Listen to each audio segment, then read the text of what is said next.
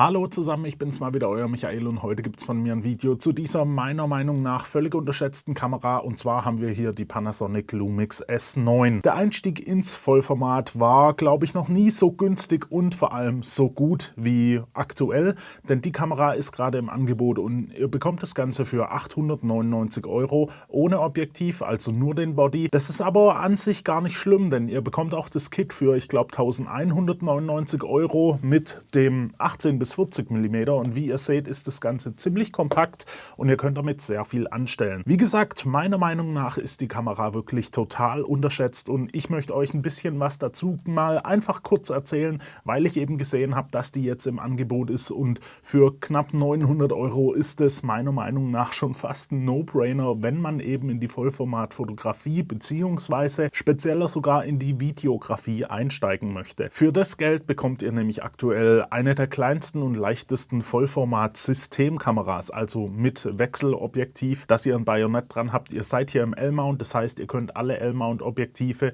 von Panasonic und Sigma und so weiter verwenden. Die funktionieren auch 1A daran und meiner Meinung nach ist es ein Mount, auf den kann man auch schon setzen. Also ihr habt da natürlich nicht die Auswahl wie jetzt beim Sony E-Mount zum Beispiel, aber die wichtigsten Objektive gibt es dafür eigentlich und deswegen solltet ihr euch da keine Gedanken über irgendwelche Eingrenzungen machen oder so, denn die habt ihr da einfach nicht. Die, wie gesagt, wichtigsten Objektive bekommt ihr für den L-Mount auch und die funktionieren hier ohne Einschränkungen. Das heißt, ihr könnt mit einem Sigma-Objektiv hier auch die vollen 30 FPS der Kamera nutzen. Bei Sony ist das Ganze ja zum Beispiel ein bisschen eingeschränkt. Das ist hier nicht der Fall. Wir haben hier trotzdem eine Einsteigerkamera. Das heißt, ihr dürft hier nicht High-End, High-Tech erwarten, wobei wir hier so ein bisschen unterscheiden müssen, denn beim Sensor 24 Megapixel, der Sensor aus der S5 Mark II, den bekommt ihr zum Beispiel auch bei Leica für über 5.000, 6.000 € in der Kamera angeboten. Also so schlecht ist das Ganze hier auch gar nicht, was da drin verbaut ist. Das Ganze kommt mit einem Bildstabi. Ihr habt also ein IBIS in der Kamera verbaut. Das heißt, ihr habt eine gute Stabilisierung und ihr könnt ja auch einen High-Res-Modus nutzen. Wenn euch die 24 Megapixel nicht genug sind, dann könnt ihr mit dem High-Res-Modus bis zu 96 Megapixel nutzen und euch da schöne Landschaftsbilder oder sowas anfertigen. Also da müsst ihr euch auch nicht unbedingt einschränken. Dazu bekommt ihr das Ganze mit einem sehr guten Autofokus. Jetzt muss man da so ein bisschen unterscheiden, klar, ihr könnt nicht den High-End Super-Duper Autofokus erwarten. Da ist Lumix allgemein nicht so weit wie jetzt zum Beispiel Canon, Sony oder Nikon, aber mit dem Autofokus auch in dieser Kamera hier könnt ihr schon sehr gut arbeiten. Also gerade für Porträts oder so weiter ist es überhaupt gar kein Problem. Auch so ein bisschen was Sportliches könnt ihr damit ablichten und vor allem im Videobereich ist das Ganze in Kombination mit dem IBIS in der Kamera schon wirklich sehr, sehr gut. Also im Videobereich, wofür euch die Kamera hier wirklich einsetzen würde, ist da überhaupt gar kein Problem mit dem Autofokus zu erwarten. Da habt ihr ja auch nicht die schnellen Hin- und Her Fokuspuls und so weiter. Also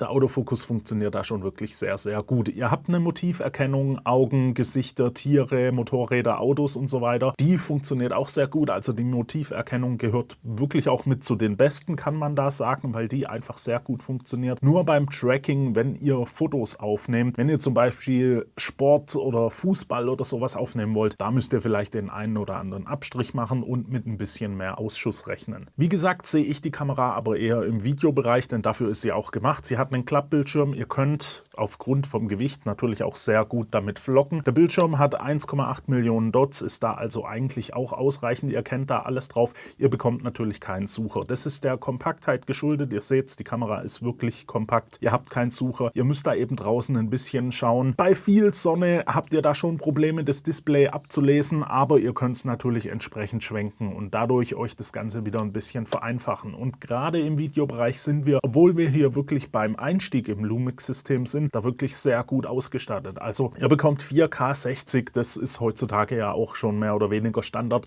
Ihr bekommt aber auch 6K Open Gate. Das heißt, der Sensor wird komplett ausgelesen, 6K mit 30 Bildern. Das ist natürlich gerade bei der Videoerstellung ein Vorteil, den man vielleicht nicht unbedingt missen will. Ich nehme hier die Videos auch im Open Gate auf, einfach, dass ich sie nachher ein bisschen besser anpassen kann und das funktioniert sehr gut. Und durch die Firmwares wurde das Ding nur noch besser. Ihr bekommt jetzt MP4 Light im OpenGate, das heißt, ihr habt da auch nicht so eine hohe Bitrate. Gerade für so Aufnahmen hier zum Beispiel ist es total gut geeignet, ohne dass ihr da riesen File-Sizes habt. Und auch so, Überhitzung ist mit der Kamera eigentlich kein Thema. Klar, ihr könnt nicht 2 Stunden am Stück jetzt 6K OpenGate aufnehmen, aber ich habe es gemessen und kam da, glaube ich, auf 40, 45 Minuten am Stück. Und das ist für eine Kamera ohne Kühlkonzept natürlich schon sehr ordentlich, vor allem eben in diesem Preisbereich. Dazu bekommt ihr so Video-Features wie eben Waveform für die Belichtung oder auch den Verschlusswinkel, den ihr einstellen könnt, sodass ihr da immer perfekt belichten könnt. Das macht schon wirklich sehr viel Spaß und deswegen ist die Kamera meiner Meinung nach auch wirklich sehr, ja, unterschätzt, möchte ich es mal nennen,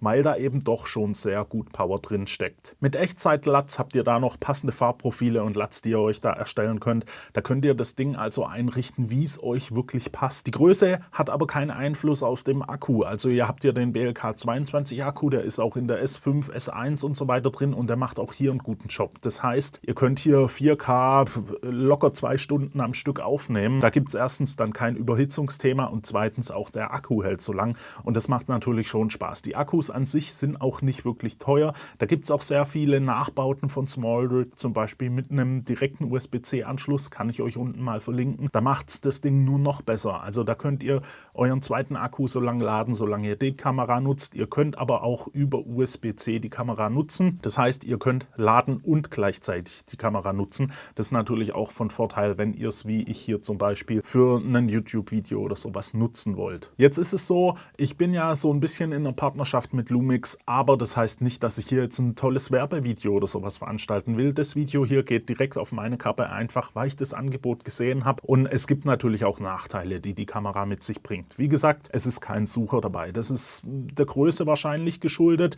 Jetzt ist es bei einer Videokamera vielleicht nicht ganz so schlimm. Klar, ihr hättet mit einem Sucher eine bessere Stabilisation am Auge, aber das Ding könnt ihr auch so durch den IBIS relativ gut stabilisieren und ich gehe mal davon aus, dass ihr da vielleicht sowieso mehr vloggen werdet oder sowas und das funktioniert damit schon wirklich sehr, sehr gut. Ein weiterer Nachteil ist natürlich, ihr habt weniger Anschlüsse. Ihr habt zwar einen Anschluss für ein Mikrofon hier oben, ihr habt aber zum Beispiel keinen Anschluss für einen Kopfhörer. Wenn ihr das Ganze jetzt monitoren wollt, das geht dann mit der Kamera nicht. Ist für mich jetzt nicht so schlimm, ich pegel das Ganze ein und dann funktioniert es eigentlich immer relativ gut. Und dann ist es eben auch so, ihr habt keinen mechanischen Verschluss. Das heißt, beim Fotografieren müsst ihr da ein bisschen aufpassen. Ihr habt nur einen elektronischen Verschluss und das bringt bei dem Sensor eben einen Rolling Shutter mit sich. Das heißt, gerade Linien, wenn ihr das schnell verzieht, die können da ein bisschen gebogen wirken und auch im Videobereich müsst ihr natürlich aufpassen. Meiner Meinung nach ist der Sensor aber völlig okay, solange ihr jetzt nicht groß im Kunstlicht fotografieren wollt oder eben schnelle Pans im Bild habt, weil da ist dann wirklich der Rolling Shutter Effekt zu sehen. Ansonsten gibt es da eigentlich keinerlei Probleme damit. Wie gesagt,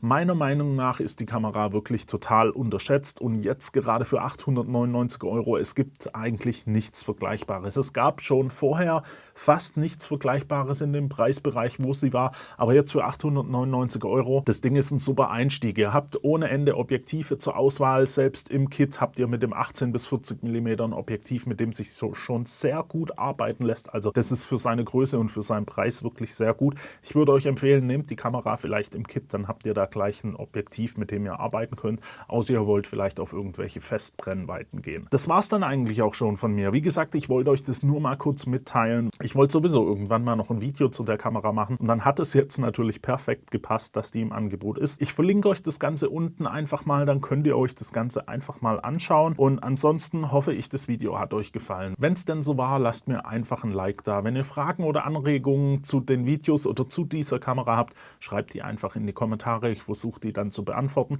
und abonniert den Kanal für weitere Videos. Schaut euch vielleicht auch noch das Tipps und Tricks Video zu der Kamera an. Das verlinke ich euch mal da oben und dann hoffe ich, sehen wir uns beim nächsten Mal wieder. Bis dahin wünsche ich euch eine gute Zeit. Ciao.